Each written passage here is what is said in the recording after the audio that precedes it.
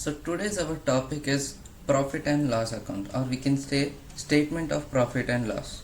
So far what we have learned is what are different types of accounts, what is the golden rules which can be used to see which are the accounts are involved in the transaction, which is the debit account, which is the credit account. And so far we have covered books of accounting, journal, ledger. And if you have seen the previous video where we were trying to solve how to get ledger from the journal, so we did some segregation of transaction based on account, which is known as our ledger. Okay, and each account will have balanced amount at the end by balancing or by to balance. Okay, so based on this we prepared the ledger, and finally to see whether overall accounts are in sync and whether the LHS is equal to RHS, we did based on this table. Okay, so this table is known as our trial balance account, which is our fifth step here. So we first did books of accounting, and then we did journal, out of which we formed a ledger, and to validate ledger we have something called trial and balance account. So this was the small correction, this is not a ledger, this is a trial balance account. Okay, so today what we are going to see is our first financial statement, which is profit and loss account. So next we are going to see balance sheet, and then we are going to see cash flow statement. So if you see what is a profit and loss account, what is a balance sheet, today's our topic is profit and loss. But if we have suppose n number of transactions, so transactions which deals with either the, you can see, expenses or losses or gains or incomes. So all these things will lead us whether our organization is in the profit or loss. So those kind of transactions which deals with the profit and loss, or we can say the accounts which come under expenses, losses or gains and accounts, will be passed under profit and loss accounts. But again, if the transaction is dealing with the assets and liabilities, that is the real accounts, then it will go to balance sheet. So that was the introduction of profit and loss and balance sheet. Once we are done with the problems of profit and loss and balance sheet, then we will see cash flow statement.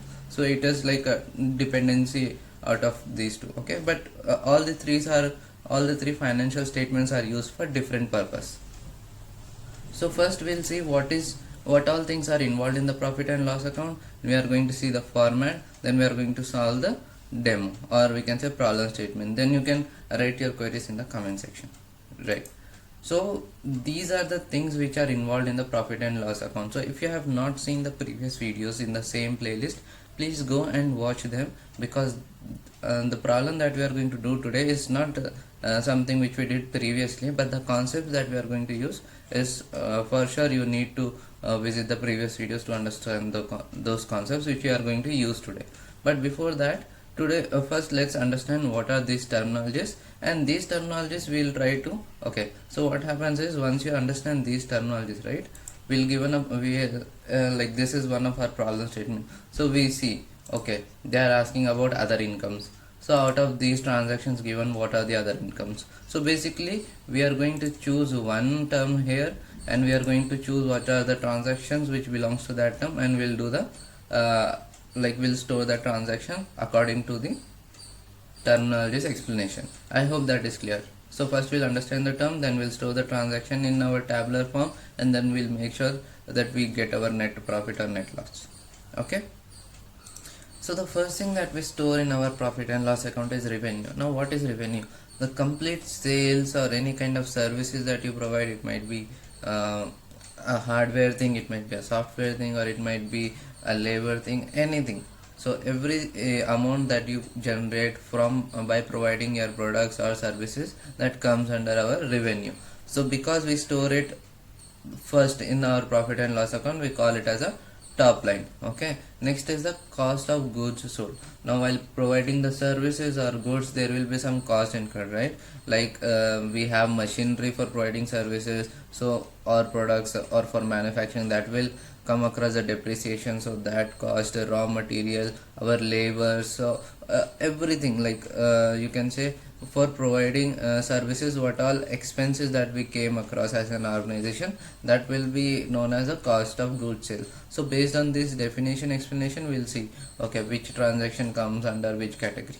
Okay, so that is abbreviated as COGS, cost of goods sales. Now finally gross profit, gross loss is nothing but revenue minus COGS. So there are too many other things that are included in gross profits and loss, which we are going to add, deduct in the next upcoming transaction, and then finally we are going to come across the 10th point, which is our net profit and net loss. So what are all things that we are going to add and remove are this point number 4 to point number 9. Now point number 4 is other incomes. So other incomes is income not generated from core operations. So what this says is like your intention is to manufacture product 1, okay, but in that factory you will have a number of like this is just an example, you will have a canteen, okay, you will have you are providing transport, so people using the transport from moving from your factory to their homes, so income generated from that. So and if you have some other shares or capital invested from the income that you generated from the goods and services that you are selling, so it is like the company's what we can say, company's income that you have invested somewhere, so that is giving you some kind of amount back. So that is all those things will come under the other incomes. Now coming to operating income, that is this operating income is also known as EBIT. That is if you can say, here we have earnings before interest pay, okay, sorry, this is operating income. So operating expenses is our day-to-day business operation. So here we can say our rents, our current bills, so all those things which are directly involved in the production of or in the manufacturing of a goods or providing service. So all those things which are called operating expenses. So we can say expenses that occurred for the operating of business. Okay. Now finally we have administrative expenses. So we can say we have a financial department, we have a HR department, we have a security department. So like this, all like security is administrative or not, that depends again on the organization. But here all the expenses which are not directly related to the production but are required for the production are known as administrative expenses. Now we have other expenses. So we can say the expenses which is not comes under operating or administrating, we can say that as our other expenses. So for example, if you are running your organization in India, you will have your own sets of rules and regulation for providing tax and some other goods that you brought on rent. For them you have to like you have to pay interest every time, because it is like kind of a loan that you have brought in terms of an asset. So these are the expenses which doesn't come under operating of administration, but overall all these expenses are going to be subtracted. So if you are not able to categorize expenses, that is fine, because anyhow you have to subtract that. Okay. Now finally what we do is all the incomes that we got, like gross profit and other income, we'll add those and we'll subtract all the other expenses. That will give us nothing but the operating income, that is our gross profit before interest paid or the tax paid, that is EBIT, earnings before interest paid and tax. Now finally from EBIT we'll remove the interest, so you can say that is our profit which we got after paying interest. So profit after paying interest is nothing but profit before tax, because so far whatever our operating income was, that was came, that is EBIT, that is earnings before interest paid and tax. So in that we are paying the interest, and the remaining amount is nothing but the earnings before tax paid, which is not nothing but profit before tax. Now in profit before tax we'll remove the tax, and the final thing that we left is profit. So profit before tax, we paid tax, so profit after tax is nothing but our profit. Now we don't have anything else to be paid or to get, so we call our net profit. So here we don't call it as net loss, because if our net profit is in negative, that itself says that it is a net loss. So now we are going to see this. Okay, so this is our problem statement, and we are going to fill that in our Excel sheet. Okay, so if it is not visible, let me zoom in a bit. Okay, let's complete our first table, then we can go to the second. Okay, so here profit and loss account, I have created the skeleton already. So this is very simple skeletons. Here we have particulars, that is, suppose this is category 1, we write the net sales here and the corresponding amount here. I hope you are getting right. So let's do that. So first thing that we need to look for is our if we go to our previous slide. Okay, so first thing that we look for is our revenue. Okay, so let's go to our problem statement. What all things are from revenue here? As net sales, yes, that is our revenue. So let's write that net sales amount is 24,900. Done. Now next the expenses, received, profits, gain, expenses, tax, COGS, distribution cost, expenses, interest paid. No. So nothing else is coming under our net sales. Now next thing that we have to look for in the transactions is our COGS. So COGS, we are like in most of the transactions we get it directly. So cost of goods sale, if it is not given, then a subcategories of the all those will be given. Now we have to combine all those and to get the COGS, that is cost of goods sales, but here we are given it directly. So cost of good sales. Now we have to subtract this, so let me write minus here, or I can write minus here as well, minus 134,000. Okay, now next thing that we have to see is, okay, COGS will be a single transaction because here we got the generalized view of all the services or things which are involved in the selling, like transportation and all. So here next we have to calculate the gross profit or gross loss, which is nothing but our revenue minus COGS. So we can say our gross profit is nothing but sum of, like here I am writing this formula, but it is like this minus, okay, let me write this directly, control this minus, I cannot write that, okay, it's okay, maybe I lost my memory on calculations things. 24,900 minus 134,000, which is 115,000. Okay, now next thing that we have to look for is, let's see the terminologies, other incomes. So we'll write other incomes here. So other incomes we are going to add. Now what are our other incomes? Let's see in this. So interest received, yes. So if we are paying something, that is different, but if we are getting something, then that will be our incomes. CEIVED. So other income that we are getting is plus 3400. Okay, next we have what, profit on sale of old machinery. Yes, this is not something which is related to our core operation, so we say that is also one way of our other incomes. So we can say profit on sale of old machinery. Okay, what is the amount? Plus 2200. Now do we have any other incomes? Gains on government bonds, yes, government bond. So this amount is also 3500. So all these things we are going to add because this is our sources of incomes. Now do we have any other operating expenses, income, COGS, expenses, bills, creditors, machinery? Nothing. Plants, cash in hand. Cash in hand is not our income, it is already there. Net debtors, drawings, capital. Now capital is our income? No. So again, so everything that is mentioned here you will not include unless and until this will comes under any one of these categories. Okay, so yeah, that was all about our other income. Next we have what we have, operating expenses.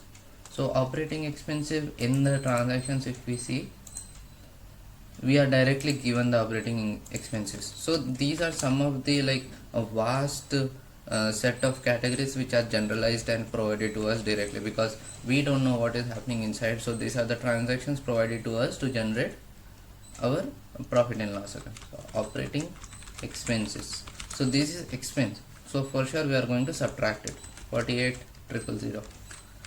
Next what we have, After operating expenses we have administrative expenses. So we have anything? Yeah, we are given administrative directly. Administrative expenses. Again this is the expense, so we are going to subtract it. Now the next thing we have is other expenses. So let's see what is our other expense. Administration is done, interest is done, profit is done, government is done, operating expenses is done, income tax paid, that will come under the tax thing, that is not other expenses. So if you remember what is other expenses, all the expenses which do not contribute to the production directly, okay, directly or indirectly, it doesn't contribute, okay. Operating expenses, income tax paid, cost of goods sold. So cost of goods sold was a different category, or distribution cost. So this is some of the expense which is not categorized anywhere, okay. So here we are going to say what was our category, other expenses, okay. So under other expenses, which I have to subtract, we have something called distribution cost. So this is our, you have to subtract 14,600. Next we have other expenses directly. So for sure this will come under the other expenses. Now this is our subcategory. So here again this is expenses, so we will subtract. Do you have interest paid? No. Bills receivable? No. So bills receivable has nothing to do with our expenses. So bills receivable is kind of our asset. So in so this you have to keep in mind what kind of account you are dealing with, okay. Now if you say machinery is again our asset. So as I've said, asset and liabilities is considered under the our balance sheet, but the profits or expenses or gains or losses, accounts related to these kind of things we will store under our profit and loss account. The name itself says transaction dealing with profit and loss, that's it, okay. So we are done with our other expenses. So what was our next thing? After our other expense we have operating income, income which is nothing but earnings before interest paid and taxes. So what we have to do is we have calculated our gross profit here, right? So we are going to add and subtract all these transactions to get our EBIT.